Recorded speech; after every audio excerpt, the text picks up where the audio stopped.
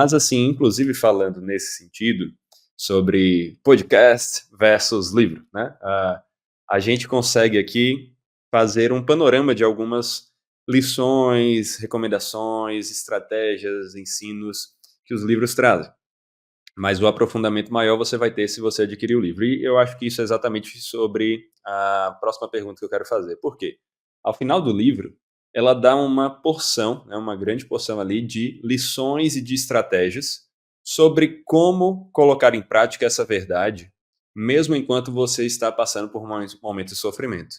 Porque, convenhamos, é muito mais simples, né, você lembrar que Deus reina quando tudo está acontecendo bonitinho assim para você.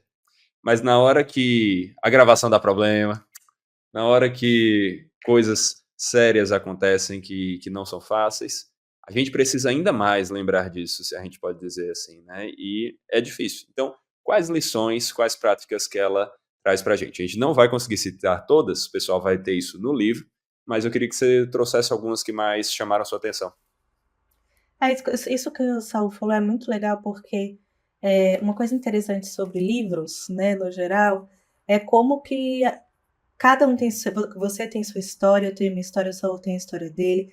E você viu que ele foi fazendo perguntas aí, o que que chamou atenção, o que que chamou atenção. Porque isso é interessante de Sim, ler livros e de ler livros em grupo, né? Por exemplo, se você pegar sim, esse livro aqui para ler com um grupo, seja um grupo de homens, seja um grupo de mulheres, até destacando isso, esse não é um livro excelente. só para mulheres, tá, gente? Mesmo Uhum, sendo uma escritora mulher, não é, em momento nenhum você vai ver uhum, assim, nossa, isso aqui é para mulher. Homens, vocês podem ler esse livro e vão ser muito beneficiados dele. com certeza. Então, assim, é muito interessante como conversar sobre um livro. Lê esse livro, lê com uma amiga, chama outras. Vocês Uhum, lêem em casa e saem depois para um café para ler, para conversar sobre ele. É muito enriquecedor como chama a atenção de forma muito diferente. Por exemplo, as minhas sim, marcações da sua aí que está ouvindo, que sim, talvez já leu o livro, podem ser completamente diferentes. O que chamou a sim. atenção, o que foi tipo, nossa, que frase incrível! Foi para você, não foi para mim. Foi para mim, não foi para Uhum, você. Essa troca uhum, é muito legal. Eu queria incentivar sim, vocês a lerem em grupo, terem esses momentos de conversa, como que a gente está fazendo aqui. Vai sim. lendo vai de capítulo em capítulo, aproveita para se abrir com seus irmãos ali nessa oportunidade, abrir seu coração, encorajar uns aos outros, enfim, fugindo da resposta aqui, mas voltando. Não, excelente, é É, importantíssimo essa recomendação. voltando aqui, dessas lições, todas eu achei muito legal. Vou falar então falar duas que me chamaram a atenção, porque sobre oração a gente já comentou, né? Então ela tem essa lição que fala sobre como nós oramos, que eu acho que é muito importante, muito forte, porque é uma das lições mais fortes aí do, do livro de Daniel, como que ele se volta ao Senhor em oração nesses momentos. Mas uma delas é essa lição de que é, são lições extraídas da vida de Daniel, né? Nós desistimos de tentar controlar as pessoas e as circunstâncias. Então, ela fala que aquele que não se convenceram de que o céu reina tem a tendência a pensar que deve fazer o trabalho de Deus. Então, tem a tendência de brincar de Deus e fazer isso, como ela disse, se torna um fardo. Então, você tenta controlar pessoas ao seu redor, controlar situações. Isso é muito, muito desgastante. Até comentando aqui sobre isso, eu acho que isso tem a ver também com aquela mentalidade, aquelas frases que é tipo assim, o cara olha para as circunstâncias da vida e homem geralmente cai mais nesse pecado, né?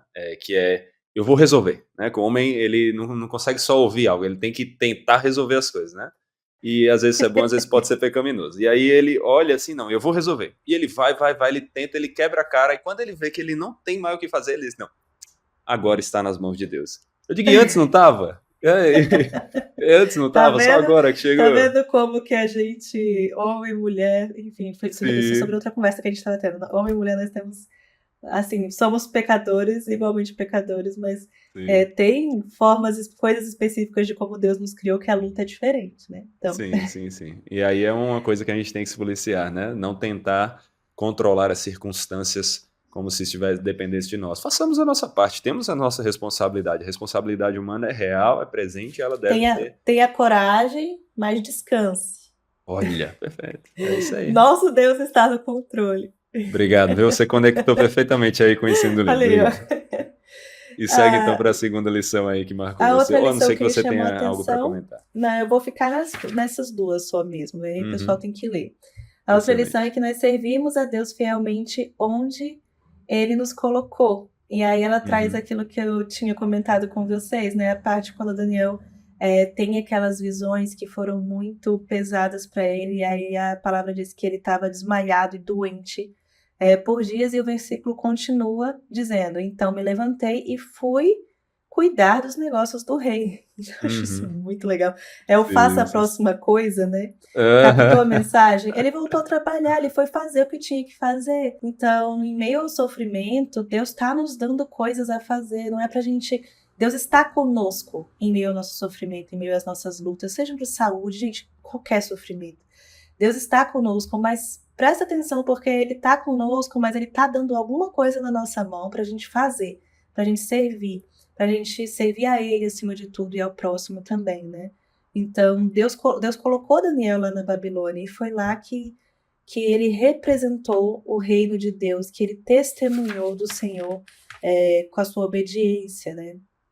Então, a gente tem que servir a Deus, a gente tem que fazer o que nós temos que fazer, porque foi Deus que nos colocou na situação que a gente está, na situação atual, né? Então, isso ficou para mim muito forte, porque seja você aí trabalhando fora de casa, isso é um chamado de Deus para você, faça com excelência, faz o que você tem para fazer.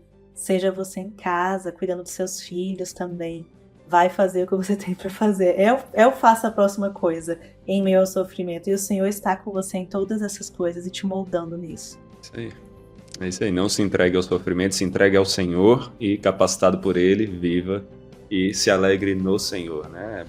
Busque o consolo no Senhor. Importante lembrarmos disso.